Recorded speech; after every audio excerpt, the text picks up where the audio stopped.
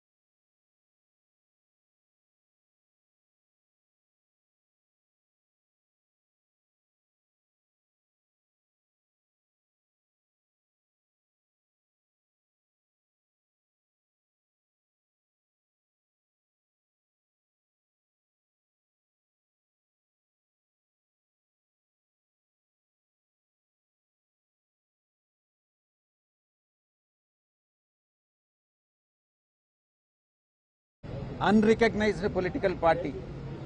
Glass symbol అన్నటువంటిది ఒక general symbol.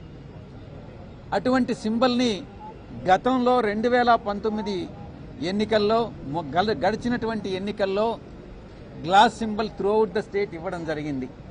అటువంటి సింబల్ని, కామన్ సింబల్ని ఒక పొలిటికల్ పార్టీకి రాష్ట్ర వ్యాప్తంగా కొన్ని స్థానాల్లో 175 స్థానాల్లో కొన్ని స్థానాల్లో పోటీ చేసేటటువంటి ఒక రాజకీయ పార్టీకి ఒక సింబల్ కేటాయించడం జనరల్ సింబల్లో నుంచి అది చట్ట విరుద్ధం అది అన్నటువంటి విషయాన్ని కూడా మేము ఎలక్షన్ కమిషన్కి నివేదించడం జరిగింది. ఈ రెండు విషయాలు కాకుండా మరొక విషయం, మూడవ అంశం, కోనేరు సురేష్ అనేటటువంటి వ్యక్తి, ఇతను తెలుగుదేశం పార్టీ ఎలక్టోరల్ సెల్లో ఏదో సమ్ పొజిషన్లో ఉన్నాడన్నమాట. ఇతను ఒక బల్క్ కంప్లైంట్ని, ఒక ఇంచుమించుగా 10 లక్షల పైచిలుకు ఓట్లన్నీ కూడా ఆంధ్ర రాష్ట్రంలో బోగస్ ఓట్లు అన్నటువంటి కంప్లైంట్ని chief electoral officer Andhra Pradesh, chief CEO of Andhra Pradesh కి కంప్లైంట్ ఇవ్వడం జరిగింది. మా యొక్క మొట్టమొదటి ప్రశ్న, CEO of Andhra Pradesh bulk complaint అనేటటువంటి దాన్ని యాక్సెప్ట్ చేయవచ్చా? యాక్సెప్ట్ చేయడం అన్నటువంటిది వైఎస్ఆర్ కాంగ్రెస్ పార్టీ తప్పుపడతా ఉంది. ఒక వ్యక్తికి 175 నియోజకవర్గాల్లో 25 పార్లమెంటు స్థానాల్లో 10 లక్షల మందో 20 లక్షల మందో 30 లక్షల మందో బోగస్ ఓట్లు ఉన్నారన్నటువంటి విషయం ఎలా తెలుస్తుంది? కంప్లైంట్ అన్నటువంటిది బిఎల్ఏస్ ఇవ్వాలి, ఆయా నియోజకవర్గంలో ఉన్నటువంటి బిఎల్ఏస్ ఇవ్వాలి. ఆ బిఎల్ఏస్ చెప్పాలి ఏది బోగస్ కంప్లైంట్ అన్నటువంటిది. అంతేకాని ఒక వ్యక్తి తెలుగుదేశం పార్టీకి చెంది నివేదించడం జరిగింది. మొట్టమొదటిగా ఈరోజు మాకున్నటువంటి సమాచారం ప్రకారం తెలుగుదేశం పార్టీతో పాటు జనసేన పార్టీ కూడా అన్రికగ్నైజ్డ్ పార్టీ. ఈ యొక్క అవకాశం రికగ్నైజ్డ్ పార్టీస్కి మాత్రమే ఉంటుంది. అన్రికగ్నైజ్డ్ పార్టీ అయినటువంటి జనసేనను ఎలా అనుమతించారు అన్నటువంటి విషయాన్ని ఎలక్షన్ కమిషన్ దృష్టికి తీసుకురావడం జరిగింది. జనసేన అన్నటువంటి పార్టీ ఇప్పటి వరకు కూడా వాళ్ళు ఇచ్చినటువంటి రిపోర్ట్, ఎలక్షన్ కమిషన్కి ఇచ్చినటువంటి రిక్వెస్ట్ ప్రకారం అలయన్స్ పార్ట్నర్ కింద తెలుగుదేశం పార్టీ జనసేన పార్టీని అనుమతించమనని రిక్వెస్ట్ చేయడం జరిగింది. ఇంకొక విషయాన్ని కూడా ఎలక్షన్ కమిషన్ దృష్టికి తీసుకొచ్చాం. జనసేన పార్టీ అన్నటువంటిది ఇప్పటి వరకు కూడా బీజేపీ అలయన్స్ పార్ట్నర్ కింద పరిగణిస్తూ వచ్చారు.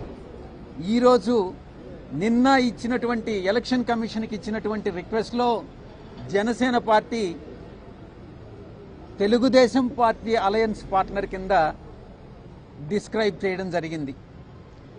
జనసేన పార్టీ ఈరోజు నిజంగా ఆలోచిస్తే బీజేపీతో అలయన్స్ పార్ట్నరా లేక తెలుగుదేశం పార్టీతో అలయన్స్ పార్ట్నరా అన్నటువంటి విషయాన్ని క్వశ్చన్ చేస్తూ ఎలా ఎలక్షన్ కమిషన్ అనుమతించడాన్ని మేము వాళ్ళకి నివేదించాం. ఇలా అనుమతించడం సమంజసమేనా అన్నటువంటి విషయాన్ని ఎలక్షన్ కమిషన్ దృష్టికి జరిగింది. ఇక రెండవ విషయం, జనసేన అన్నటువంటిది అన్రికగ్నైజ్డ్ పొలిటికల్ పార్టీ.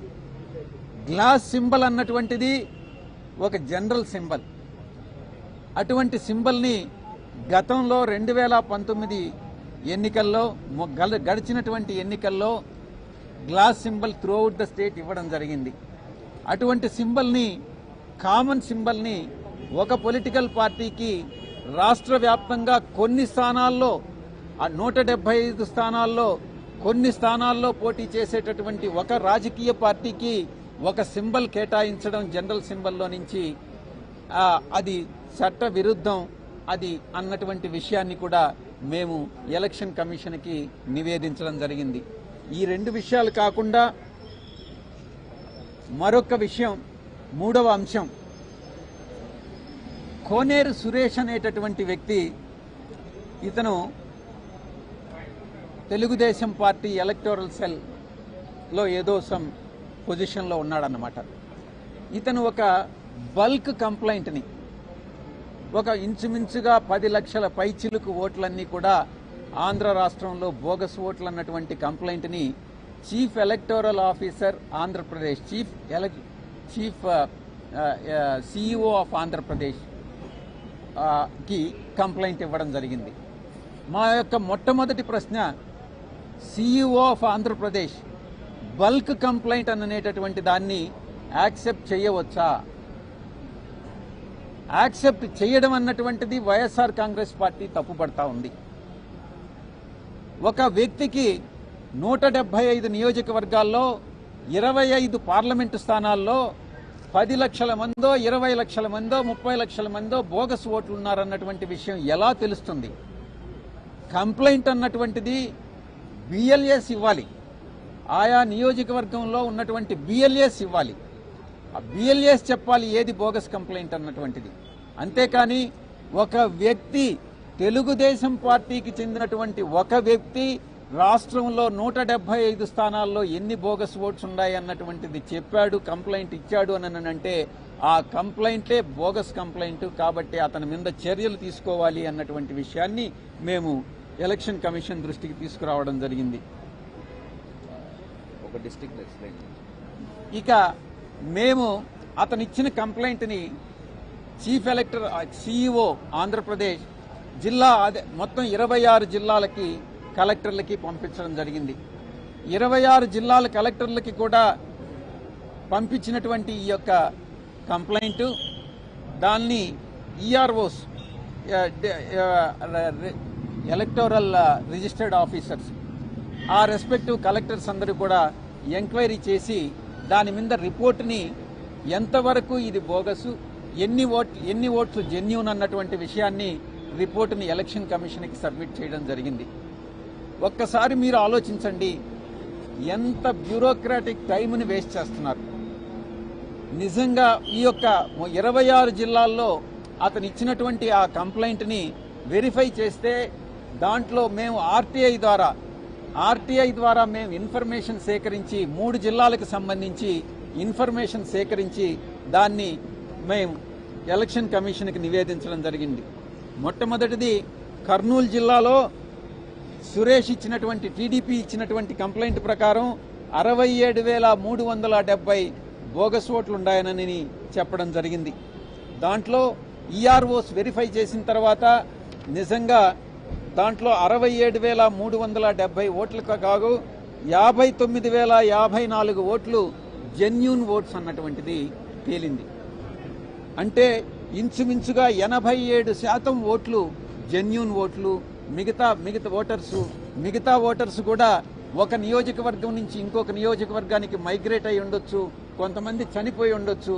కాబట్టి ఎక్కడా కూడా బోగస్ ఓట్లు అన్నటువంటిది లేవు అన్నటువంటి అంశాన్ని ఆ రిపోర్టు ద్వారా కలెక్టర్స్ ఇవ్వడం జరిగింది.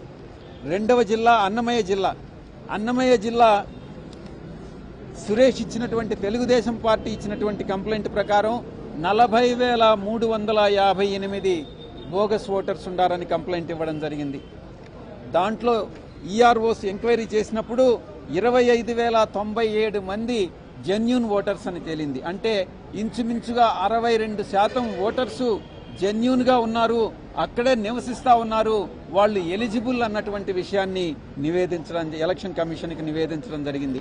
ఇక విశాఖపట్నం జిల్లాలో తెలుగుదేశం పార్టీ ఇచ్చినటువంటి కంప్లైంట్ ప్రకారం 38,872 ఓట్లు బోగస్ ఓటర్స్ అని కంప్లైంట్ ఇచ్చారు. దాంట్లో ఆ 32,000కి సంబంధించి 26,123 ఓట్లు జెన్యూన్ ఓట్లుగా తేల్చారు. అంటే ఇంచుమించుగా 67% ఓట్లు జెన్యూన్ ఓట్లు అన్నటువంటివి తేలింది. మేము ఒక్కటే చెప్పాం, ఆర్టీఐ కింద మేము సేకరించినటువంటి ఇన్ఫర్మేషన్ కరెక్ట్ ఇన్ఫర్మేషన్. ఆ సమాచారాన్ని బట్టి తెలుగుదేశం పార్టీ ఉద్దేశపూర్వకంగా వైఎస్ఆర్ కాంగ్రెస్ పార్టీ ఓటర్స్ని టార్గెట్ చేస్తూ ఉంది. కాబట్టి వైఎస్ఆర్ పార్టీ సింపథైజర్స్ ని టార్గెట్ చేస్తూ ఉంది. కాబట్టి ఇటువంటి కంప్లైనెంట్ ఎవరైతే ఉన్నారో, కంప్లైంట్ ఇచ్చారో, తెలుగుదేశం పార్టీ తరఫున సురేష్ లాంటి వ్యక్తులు, దుర్మార్గులు ఎవరైతే బోగస్ కంప్లైంట్ ఇచ్చారో వారి మీద చర్యలు తీసుకోవాల్సిందిగా ఎలక్షన్ కమిషన్కి విజ్ఞప్తి చేయడం జరిగింది. ఎలక్షన్ కమిషన్ ఇక స్టేట్ ఎవరైతే CEO, election commission CEO Andhra Pradesh ఉన్నారో వారికి ఇటువంటి bulk complaints, bogus complaints accept చేయకుండా ఎలక్షన్ కమిషన్ ఆదేశాలు ఇవ్వాల్సిందిగా ఎలక్షన్ కమిషన్కి మేము నివేదించడం జరిగింది. ఇక నెక్స్ట్ ఇష్యూ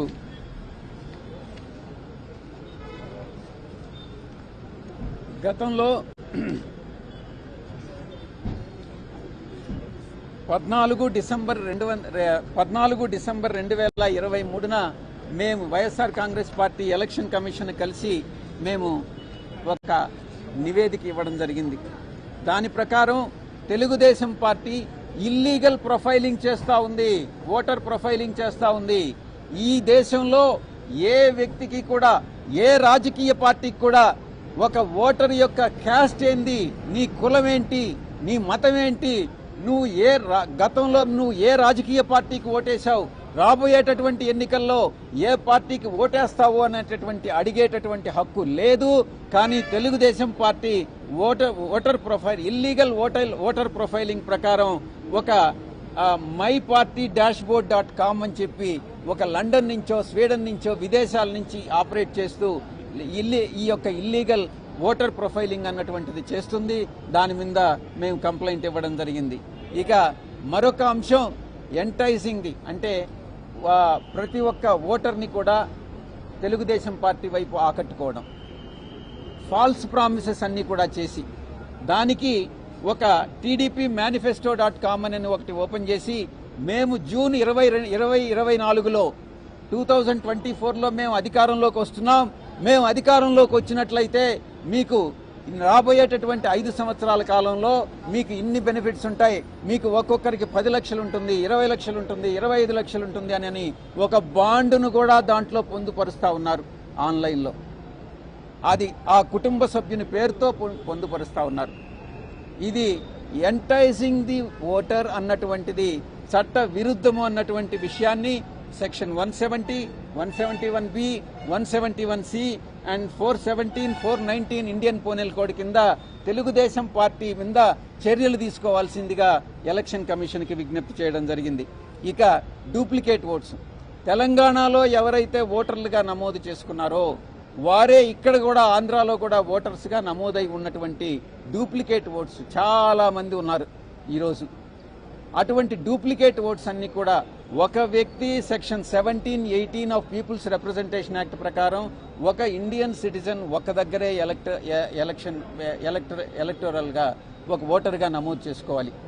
ఇటువంటి డూప్లికేట్ ఓట్స్ అన్ని కూడా రిమూవ్ చేయాల్సిందిగా ఎలక్షన్ కమిషన్కి విజ్ఞప్తి చేశాం.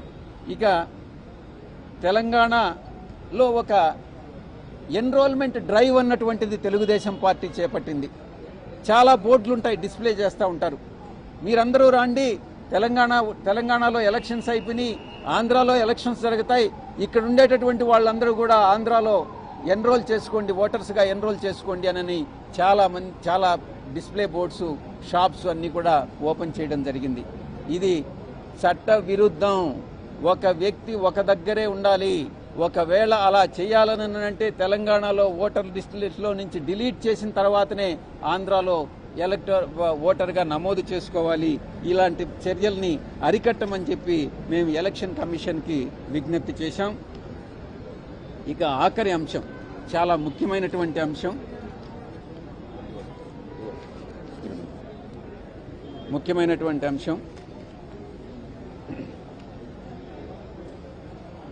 నారా చంద్రబాబు నాయుడు, నారా లోకేష్, మిగతా తెలుగుదేశం పార్టీ లీడర్స్ వీళ్ళందరూ కూడా వైఎస్ఆర్ కాంగ్రెస్ పార్టీ పైన, గౌరవ ముఖ్యమంత్రి శ్రీ జగన్మోహన్ రెడ్డి గారి పైన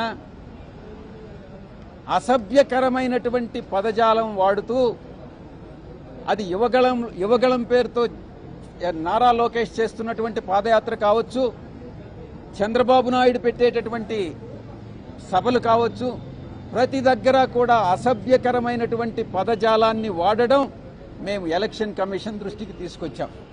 వీరి మీద ఇండియన్ పీనల్ కోడ్ కింద, క్రిమినల్ ప్రొసీజర్ కోడ్ కింద, Indian penal code, criminal procedure code కింద వీరి మీద క్రిమినల్ యాక్షన్ తీసుకోవాలి అన్నటువంటి విషయాన్ని ఎలక్షన్ కమిషన్ దృష్టికి తీసుకురావడం జరిగింది. ఇంకొక విషయం, నారా లోకేష్ ప్రతి దగ్గర కూడా ఎక్కడ పబ్లిక్ని అడ్రస్ చేసినా నేను ఒక ఎర్ర బుక్, ఆ బుక్ ఇదిగో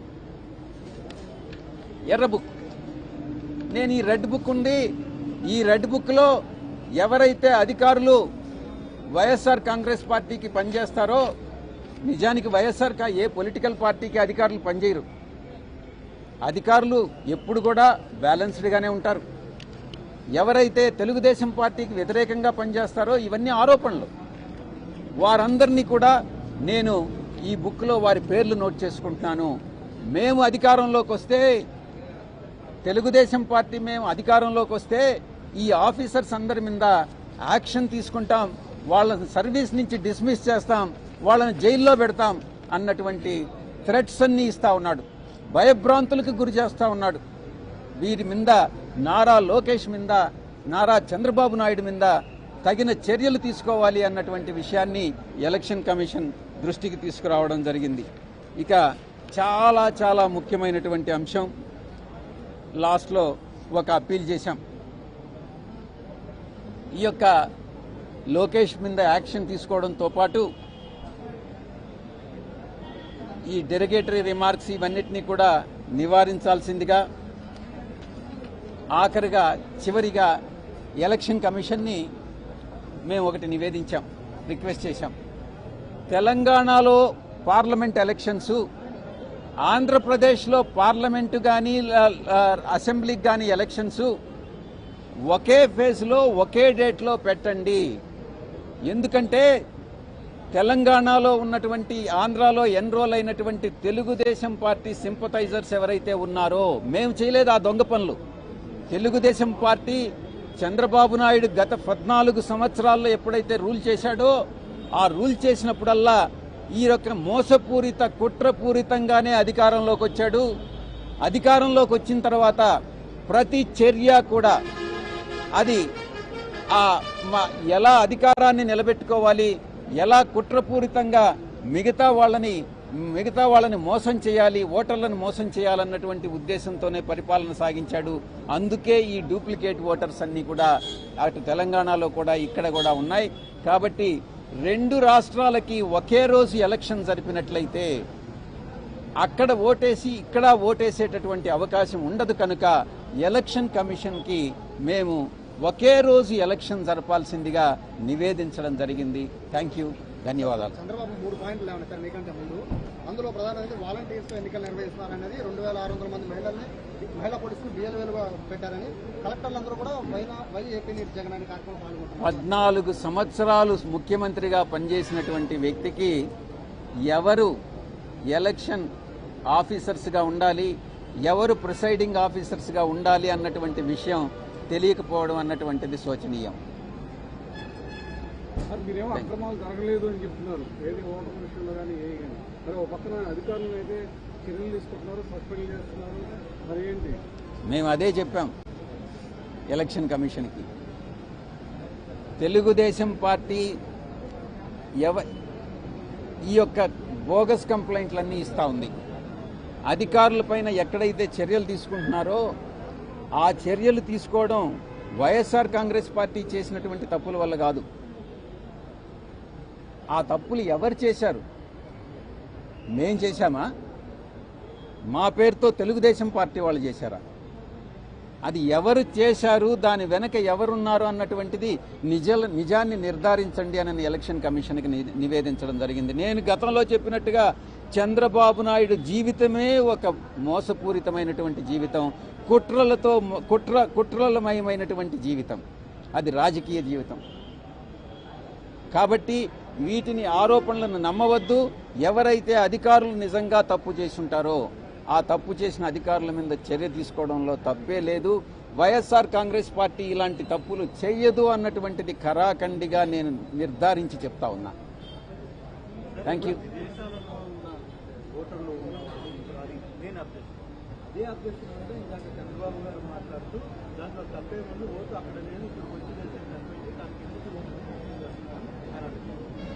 అక్కడ నుంచి నిజంగా ఇక్కడికి వచ్చి వేస్తే తప్పేం లేదు. వాళ్ళు ఇచ్చినటువంటి అడ్రస్ కానీ, వాళ్ళ ఓటర్ ఐడి కానీ, వాళ్ళు ఇచ్చిన ఆధార్ కార్డు కానీ ఏదైనా ఇచ్చుంటే అవన్నీ కూడా కరెక్ట్ అయితే తప్పు లేదు. అవి బోగస్ అయితేనే తప్పు. తెలంగాణలో ఓటు ఉండి ఇక్కడ కూడా ఓటు ఉండడం తప్పు. సార్ మీరు గంపగుర్తుగా ఓట్లన్నీ కూడా తొలగిస్తున్నారనేది ప్రధాన ఆరోపణ. ఎందుకంటే పక్క రాష్ట్రాల్లో ఎవరైనా ఉద్యోగాలు చేసుకోవడానికి వల్ల ఓట్లు కూడా తొలగించిన పరిస్థితి. గంపగుత్తగా కంప్లైంట్లు ఇస్తున్నారు. మీరు మీ యొక్క క్వశ్చన్ని మీరు రెక్టిఫై చేసుకోండి. మీరు అడిగే ప్రశ్న చాలా కరెక్ట్గా అడగాలి. గంపగుప్తగా కంప్లైంట్లు ఇస్తున్నారు. ఇప్పుడు మీరున్నారు, మీ పేరేంటి?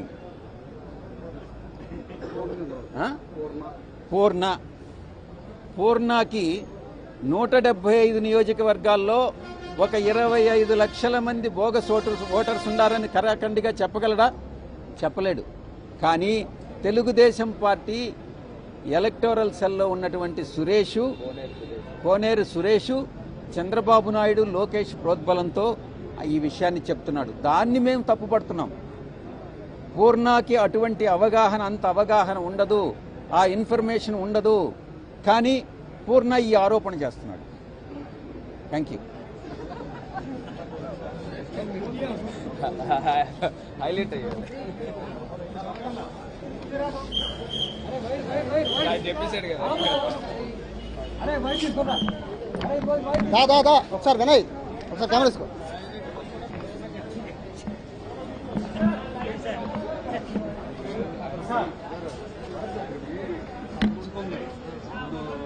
గొడేదే అమ్మా.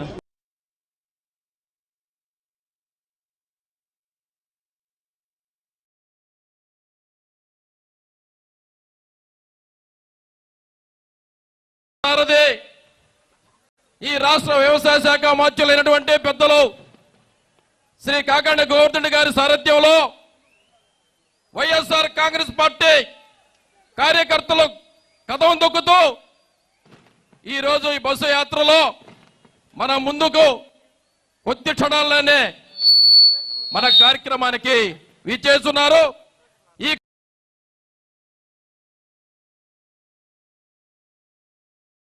కార్యక్రమానికి రాష్ట్ర నలుమూలల నుంచి పెద్దలు, వైఎస్ఆర్ కాంగ్రెస్ పార్టీ నాయకులు, మంత్రులు, ఎమ్మెల్యేలు ఈ కార్యక్రమానికి విచ్చేస్తున్నారు. అందరికీ స్వాగతం పలుకుతూ